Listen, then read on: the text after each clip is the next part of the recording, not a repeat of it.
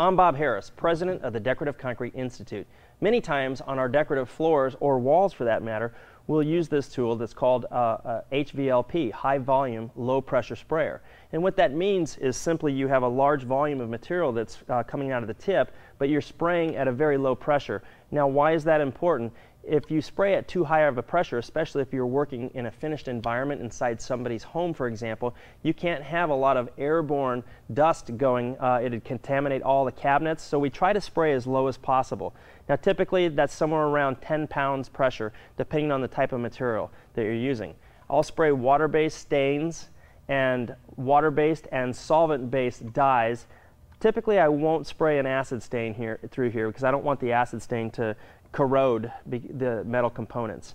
Now, the way that this gun works is basically you have an air feed. You connect your air feed right here, and then you have a trigger. Now, if you've ever watched a good airbrush artist, whether they're painting a high-end car or a motorcycle tank, for example, they'll always have the air pressure spraying. And then what they'll do is they'll gently spray back or pull back, and that's what releases the material out. You've got your pressure valve here. That's going to dictate how much pressure you spray with.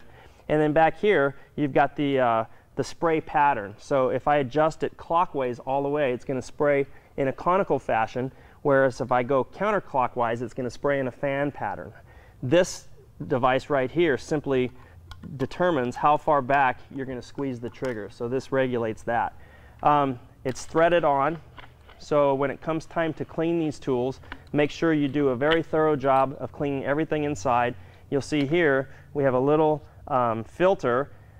It's not uncommon for something to get caught up in the filter. Make sure that you clean that as well. As you work with this tool, you'll find that it's a very valuable tool to put into your tool supplement. The lid, you simply put in the liquid in here, put the lid back on, and this is what we refer to as a gravity-fed cup gun. Many times I'll use the traditional artist airbrush, and so if I'm doing very detailed work like graphics inside of a rose petal or a leaf for that matter, I'll put my material, my stains or dyes inside of here, and I'll simply attach it to the jar here, and you have a great deal of control. You can literally spray areas 1/8 of an inch without getting a lot of overspray. So they're very fun tools to work with, and I encourage you to experiment and have fun with them.